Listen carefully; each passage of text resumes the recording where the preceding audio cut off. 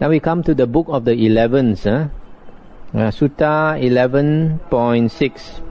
The Buddha said, monks, if any monk abuses and reviles, rails at the Aryans who are his fellows in the holy life, it is utterly impossible, it is unavoidable, that he should not come to one or other of 11 disasters. What 11? He fails to attain the unattained. 2. From what he has attained he falls away. 3. True Dhamma is not made clear for him.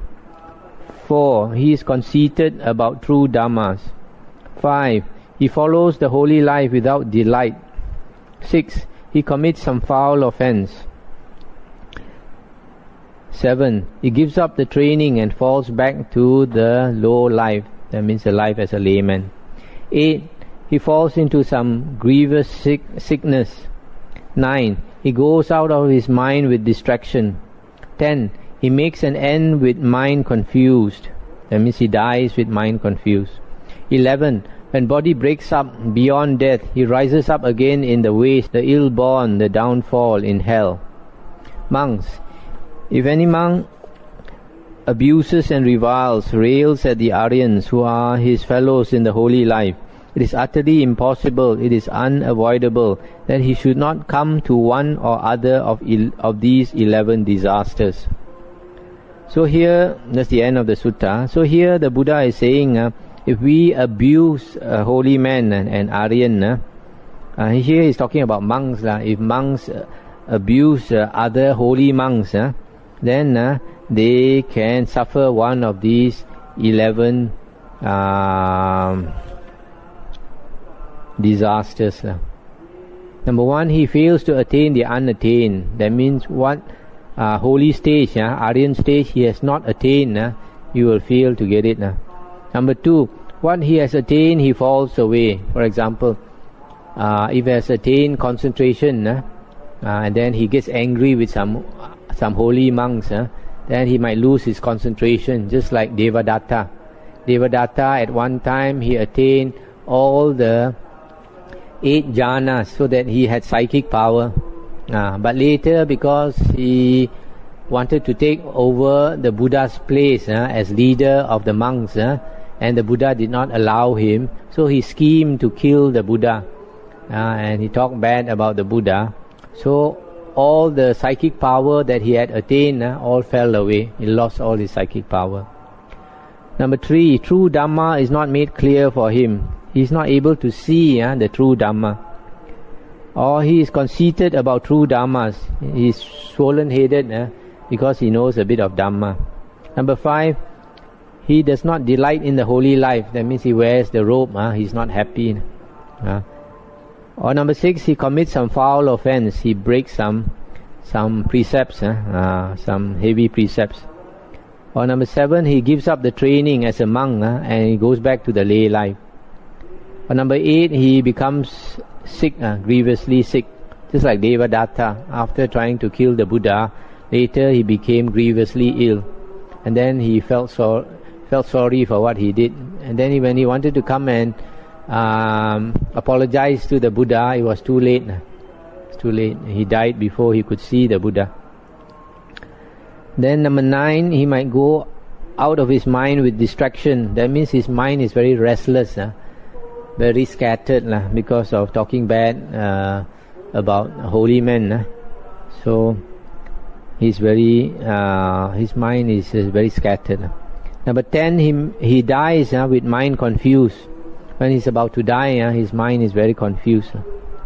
Then number 11, after he has died, he might be reborn in hell because of reviling holy men. Now, Sutta 11.7. Whenever Ananda came to see the Exalted One, paid homage to the Exalted One and sat down to one side. Then he asked the Buddha, he said, "Please, sir, may it be that a monk's winning of concentration is of such a sort that in earth he is unperceptive of earth, in water unperceptive of water, in fire unperceptive of fire, in air unperceptive of air, in the realm of unbounded space unperceptive of it, in the realm of unbounded consciousness, unperceptive of it. In the realm of nothingness, unperceptive of it. In the realm of neither perception nor non-perception, also unperceptive of it. That in this world he is unaware of this, unperceptive of this world. In the world beyond he is unperceptive of the world beyond. That whatsoever is seen, heard, sensed, cognized, attained, sought after, thought over by mind, of all that he is unperceptive, and yet he perceives. And the Buddha said, it may be so, Ananda. A monk's winning of concentration may be of such a sort that in earth he is unperceptive of earth, etc., etc. Then, remember, Ananda asked, but sir, in what way may a monk's winning of concentration be of such a sort that of all that he is unperceptive, and yet he is perceptive, he perceives? And then the Buddha said, herein, Ananda, a monk is conscious thus. This is the real, this is the best, namely the calming of all conditioners, the rejection of every substrate, the ending of craving, the fading of interest, stopping or cessation, and nibbana. In such way, Ananda, a monk's winning of concentration may be of such a sort that in earth he is unperceptive of earth, etc. That in whatsoever is seen, heard, sensed, cognized, attained, sought after, thought out by mind, of all that he is unperceptive, and yet at the same time he perceives. And that's the end of the sutta. It's quite an interesting sutta. Here, remember, Ananda is asking, can a monk attain a state of concentration such that he is in this world and yet he is not perceptive of this world? Usually, the Buddha talks about feeling and perception. If a person has feeling and perception, it means he has consciousness. He is conscious. So if a person has no perception, it also means he has no consciousness. But in this case, the Buddha is talking about a person who has attained a state of concentration that he is not aware of this world at all. He is not aware of whatever is seen, sensed, heard, cognized, thought over, etc. And yet, at the same time, he is conscious. So the Buddha said, it is possible. It is possible. And he can attain this stage when he calms down all his conditioners and he is disenchanted with everything in this world, and he attains cessation. And here he even says nibbana. So here, basically, what is being said is that this state of nibbana is of this sort. If a person attains nibbana, the six consciousness will stop working. Six consciousness will stop working. And yet there appears to be another type of consciousness, another type of consciousness where that person is not even aware of himself. So sometimes some monks say when a person attains nibbana, there is totally no consciousness and not any type of consciousness at all. But in certain suttas, like in the Kevada Sutta, in the Digha Nikaya, it is mentioned that in the state of nibbana, consciousness is boundless and luminous, all bright. And yet in that state there is no small, no big, no nama, no rupa. In other words, when you have nama rupa, you must have consciousness, vijnana. Vijnana always comes with nama rupa, because nama rupa is the object of consciousness. Mentality and materiality is always the object of consciousness. So if you don't have nama rupa, it means that you don't have consciousness. But yet the Buddha says there is a type of consciousness which is luminous, which is boundless. So probably here is also referring to the same thing. Now we come to the last sutta, 11.16.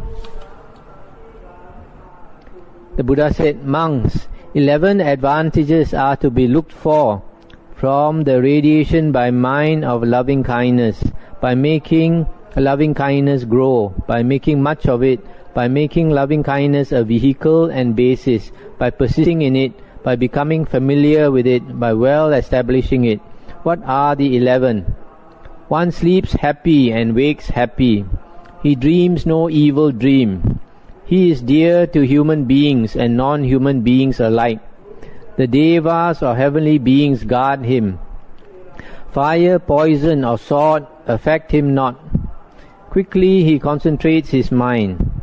His complexion is serene. He makes an end, or he dies without bewilderment. It means unconfused. And if he has penetrated no further, he reaches upon dying the Brahma world. These 11 advantages are to be looked for from the radiation by mind of loving kindness, by making loving kindness grow, by making much of it, by making loving kindness a vehicle and basis, by persisting in it, by becoming familiar with it, by well establishing it. That's the end of the sutta. Here I have translated this radiation by mind of loving kindness. Here, this in the Pali Text Society book, they have it as the release of heart by the practice of amity. Release is like liberation. Liberation.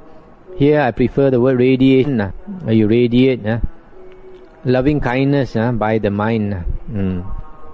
In the suttas, the Buddha has said that to practice loving kindness, we should first attain the jhanas, at least the first jhana. Because if a person has attained jhana, the mind is strong. Then when he practices radiating out the loving kindness, it is possible. But if we don't have a strong mind, we try to radiate the loving kindness, other beings cannot feel it. So if a person can practice this radiation by mind of loving kindness, it means he has attained the jhanas. And if a person has attained the jhanas, so he gets these benefits by practicing metta. He sleeps happy and wakes happy. He dreams no evil dream. He is dear to human beings and non-human beings alike, because he is always having metta. The devas guard him. Fire, poison or sword affect him not. This one is because the devas guard him. Sometimes people think even if he takes poison, he won't die. But it's not. I don't think it's in that sense. There is a sense that because he is protected by devas, that even if he were to maybe take some poison or anything, or fire or sword, anything might want to harm him, but the devas will protect him. And then he can concentrate his mind quickly. His complexion is very serene, and he dies unconfused. And if he has not attained to arahanthood, he will attain to the Brahma world. Brahma world is in the form realm, rupa loka. And in the form realm, generally you should have jhana to be able to be reborn there. So these are the advantages of practicing metta, loving kindness. So with that, I come to the end of the Anguttara Nikaya.